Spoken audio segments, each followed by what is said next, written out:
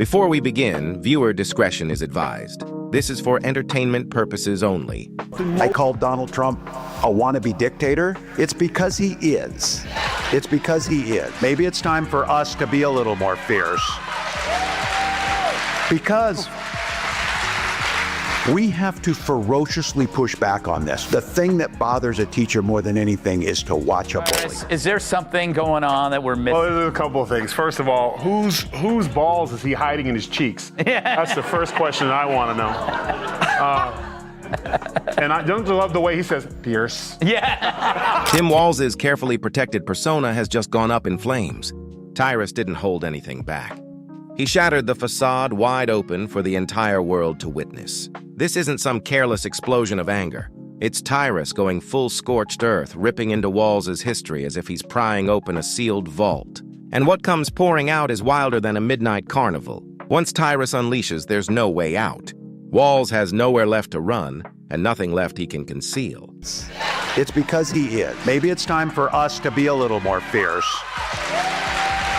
Because we have to ferociously push back on this. The thing that bothers a teacher more than anything is to watch a bully, to watch this bully and to stop it. And when it's a child, you talk to them and you tell them why bullying's wrong. But when it's adult like Donald Trump, you bully the out of him back. This is a weak, cruel man that takes it out and— If you're enjoying this takedown, make sure to smash that subscribe button. There he is, unleashing on Tim Walz, and the crowd is left absolutely stunned. Not because Tyrus is loud, he's always been loud, but because in that instant, the spotlight locks onto Minnesota's everyday dad turned governor. And that carefully polished image begins to split wide open, cracking apart like a Walmart parking lot riddled with potholes. Masculinity is deeply part of it. That's one of the, I think it goes, and you can look at the reasons why we've had this sort of dialectic over the Me Too movement. How do you fight it? This notion I think of I could kick most of their. What he's mad about is his own fault. He's mad about the image that was portrayed of him as the hunter. And who did that? You did that. We just laughed about it because the one thing you can't do is you can't front. You can't floss. Those are two key words when it comes to manhood. You can't. Tyrus didn't simply roll out of bed, pour himself a cup of coffee, and casually drop Tim Walz's name into the conversation. No, he woke up, scrolled through the endless flood of headlines, spotted the chaos unraveling, and made the decision right then and there. Enough is enough. And when Tyrus declares enough, it doesn't sound like some hushed complaint. It explodes with the intensity of a WWE promo, the kind that guarantees absolute mayhem, flashing fireworks, and a body slam driven straight through the political coffee table. Yeah. A teacher snatches the bully's ass up. Yeah. Come sit with me. That's why I know someone's bullying. Oh, you can sit with me for a while. And then I would lean on him. I'd bully him back. He's not a teacher. He's not a politician. He's a creepy guy who can't remember his speeches. I don't know what the hell was in the water in that White House, or was everyone on the same bad cocaine? But Kamala can't speak. He can't speak. Biden was so high he couldn't remember anything. Like, this is literally the dumbest administration of all time. Why is he talking? It really is the ultimate clown show. And I said this in the 5. He's a clown without a... Tim Walz has been sold to America as the calm, everyday guy. The kind of neighbor who'd help you haul a couch, wave from behind his lawnmower, or even show up at the church picnic carrying a bowl of potato salad. But Tyrus isn't swallowing the story. He's prodding it with a fork, eyeing it with sharp suspicion, and declaring, "This doesn't taste like authenticity. It reeks of politics that's been left out in the sun to rot." I feel bad for Elon. Mm-hmm. I would be furious if I was him. Mm-hmm. If this is who you sent to troll me? Yeah. Like, what am I doing wrong to get the guy from D Team to come out at Family Theater and call me names? Yeah. Like, Tim, I would, if they were like, "Oh, Tyrus, man, tough news cycle. Tim Walz is talking about you." I'd be like,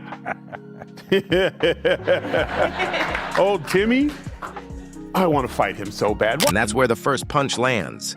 Tyrus doesn't view Walz as the lovable small-town everyman. He sees him as a polished operator, a slick politician who's mastered the art of grinning while quietly sliding new policies under the door like a hotel bill you never agreed to pay.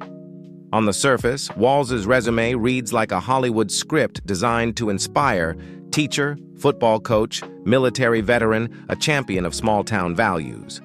You hear it and think, this guy is basically the walking, talking version of a State Farm commercial. But here's the catch.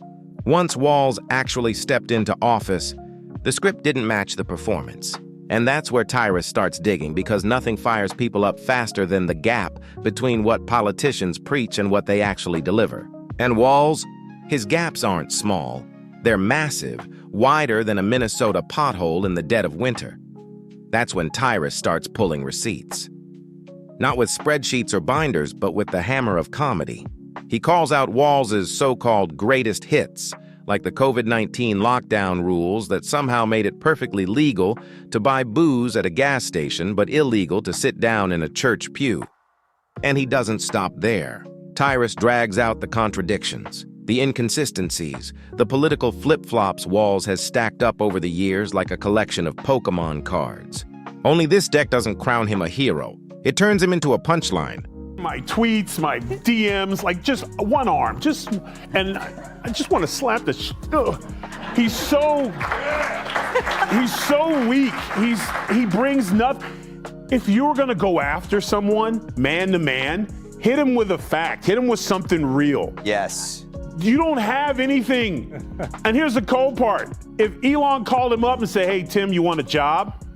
he would take it, because that's what spineless. He would, and when he was questioned, he was like, "I was just holding him in account. You know, I respect him, and I'm so happy to be working for X."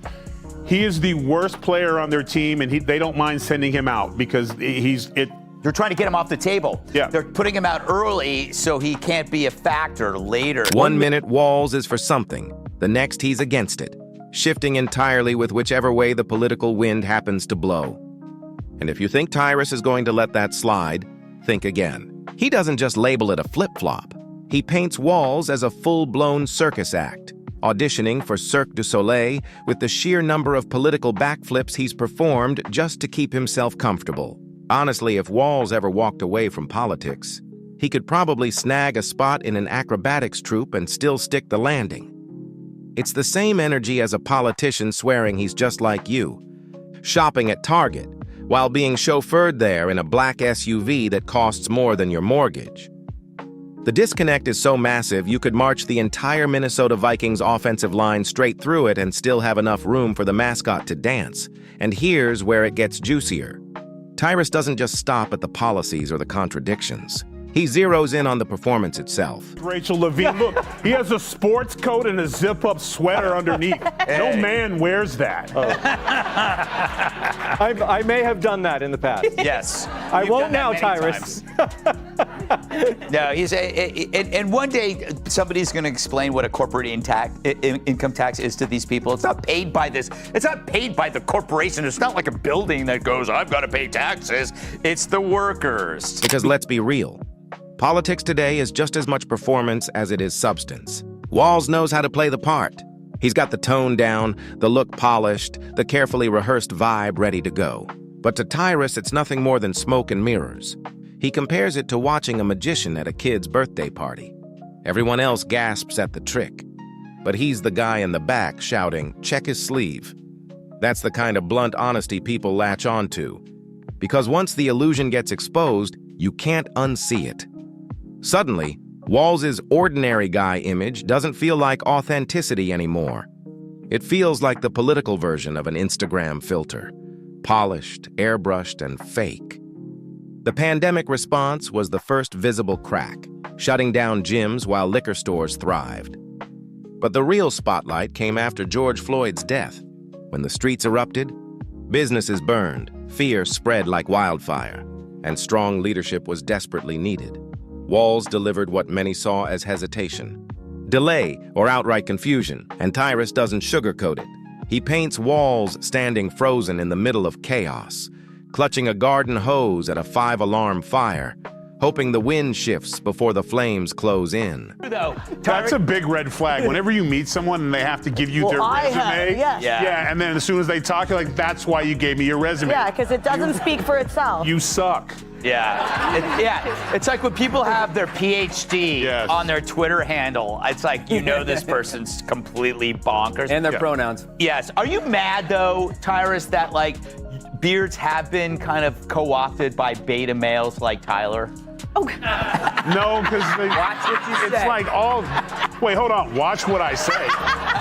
I will around, stick my hand up your back, and make you my puppet for the rest of. And that's where the sarcasm hits its peak, because Tyrus doesn't just say Walz failed. He spins it like a sitcom gone completely off the rails. Imagine your neighbor promising to fix the fence, but showing up with nothing but duct tape and a shrug.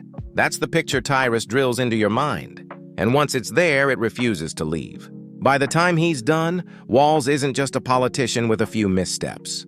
He's a walking contradiction, wrapped in a cardigan of folksy charm, hoping no one notices the half-baked policies sloppily taped underneath. The genius of Tyrus's takedown isn't only in the words, it's in the delivery. He doesn't sound like some stiff political analyst buried in charts and spreadsheets. He sounds like that blunt uncle at Thanksgiving who finally snaps and blurts out, "This turkey is bone dry." Walz, of course, has mastered the art of big promises. Free this, expanded that, opportunities for everyone. On paper, it makes Minnesota sound like it's about to transform into a Nordic utopia. Lakes, loons, and universal health care for every goldfish. But in practice, the execution doesn't look like a polished master plan. It looks like a middle school group project where everyone forgot their assignment until the very last minute.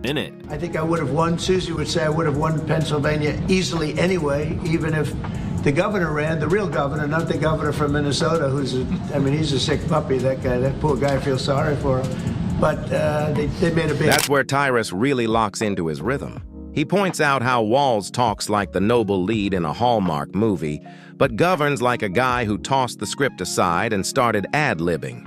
It's politics as karaoke, you recognize the tune, but by the second verse, he's mumbling and hoping no one notices. Take taxes, for example. Walz loves to brand himself as the champion of working families. Yet those same families keep opening their mailboxes to find bigger tax bills glaring back at them. And Tyrus doesn't drown it in dull fiscal jargon. He paints Walz as the guy sneaking into your house at night, rummaging through the couch cushions for spare change, then bragging the next morning about how he's funding the future. Meanwhile, Minnesota's schools are sinking fast. Test scores are slipping, curriculum battles are exploding, and parents are left more bewildered than a cat dropped into a swimming pool.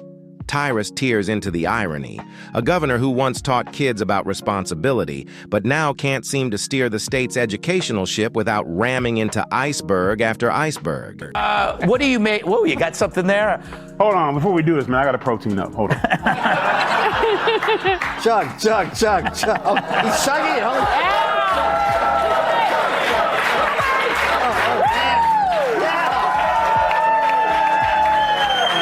I need more protein, Gutfeld. I got my protein pudding, my protein shakes, jerky if you piss me off, but this ain't enough protein for this segment, Greg. I gotta old school this story here.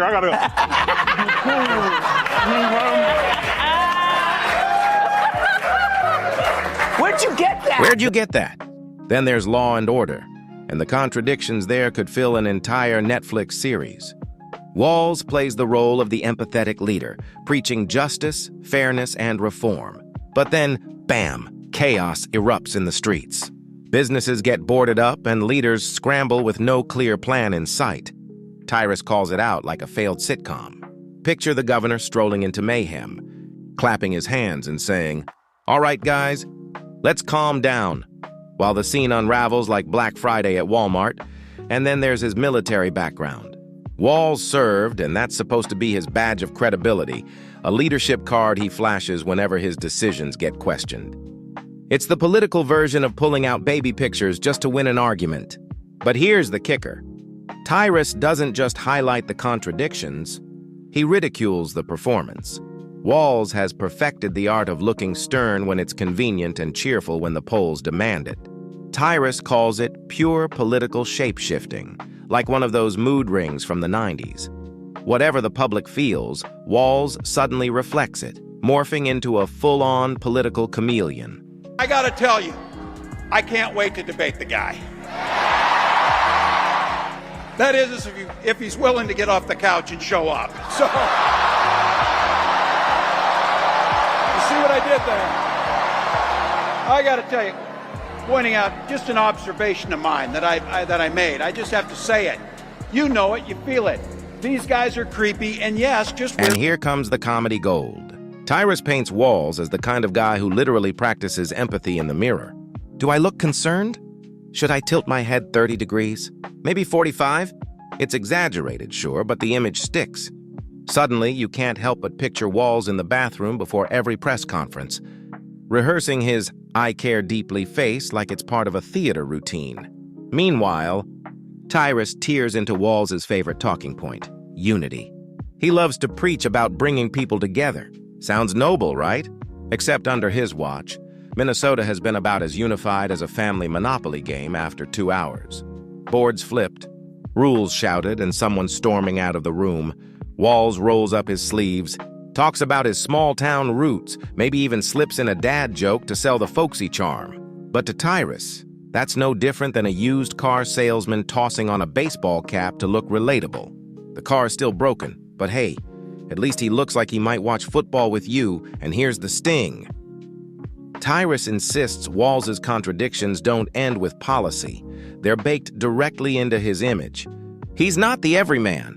He's a polished product, carefully packaged and marketed for maximum appeal. Former VP nominee Tim Walz, he joined Beto O'Rourke at a Texas town hall last night, and the estrogen levels were enough to give Chuck Norris menstrual cramps.